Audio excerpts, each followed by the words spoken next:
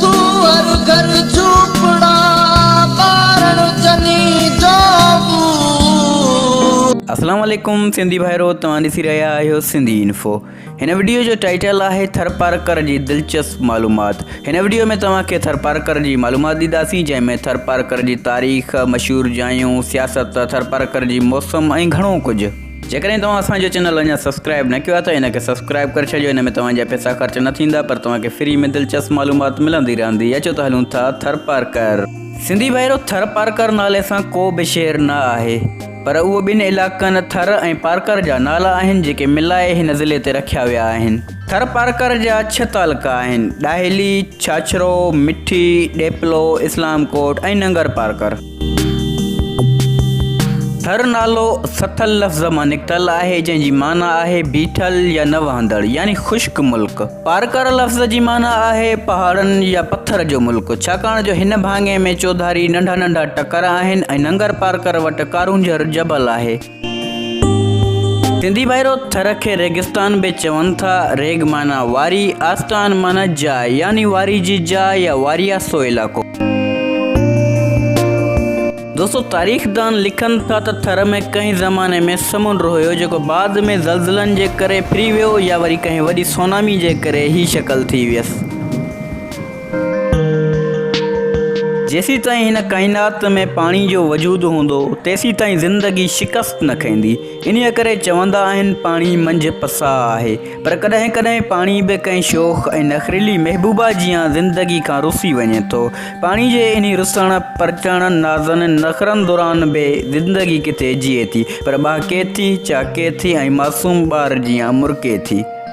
पाणी ऐं ज़िंदगी जे विच में लिक लिकोटी रांदि ॾिसण लाइ थर वञिणो पवंदो। जेकॾहिं तव्हां थरपारकर वञो था, उते तव्हां कुझु मशहूरु जायूं घुमी सघो था, जिन में तारीख़ी मारवी जो खूह, कारूंझर जबल जेको तमामु ख़ूबसूरत पहाड़ी सिलसिलो आहे, रेगिस्तान जो ख़ूबसूरत मिठी शहर, मार्बल जी मस्जिद, बोरीसर मस्जिद, नवकोट फोर्ट। थर में तव्हांखे जंगली मोर पखी बि नज़र ईंदा। थर जो रेगिस्तान बि तव्हां घुमी सघो था। जेकॾहिं तव्हां होटल में रहणु चाहियो था, तव्हांखे मिठी शहर में रहणो पवंदो।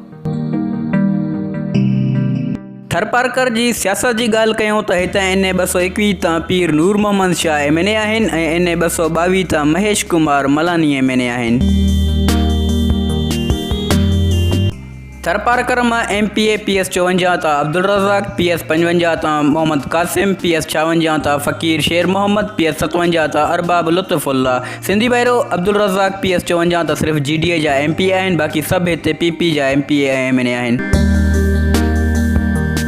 सिंधी भाइरो, थर जी मौसम जी ॻाल्हि कयूं त सियारे जी मौसम में शाम थियण सां ई वारी ठरी बर्फ़ थी वञे थी, जंहिं करे सर्दी बदन पई ॾकाईंदी। वरी ऊन्हारे जी मौसम में वारी तपी टांडा थी वञे थी, जंहिं सबबु पेर सड़ी था वञनि। थर जे इलाइक़े जी सावक ऐं सुकार जो समूरो दारो मदार बरसाति जे वसण ते आहे। जेकॾहिं तव्हांखे थरपारकर घुमणो आहे त सावण जी मौसम में अचो, जॾहिं बरसातूं पवनि थियूं। थर में वसकारे जी मुंद 15 जून या उन खां पोइ शुरू थिए थी। सिंधी भाइरो, थर जी मशहूरु सौगात पेरूं आहिनि जेके ऊन्हारे जी मौसम में लहंदा आहिनि। सिंधी भाइरो, उमेद आहे ही वीडियो ऐं मालूमात तव्हांखे पसंदि आई हूंदी। वीडियो खे लाइक ज़रूरु कंदा। ही वीडियो तव्हां पंहिंजे दोस्तनि सां व्हाट्सएप ऐं फेसबुक ते शेयर बि करे सघो था। हिन वीडियो जे हेठां तव्हांखे शेयर जो ऑप्शन मिलंदो। मिलूं था नेक्स्ट वीडियो में। अल्लाह हाफ़िज़।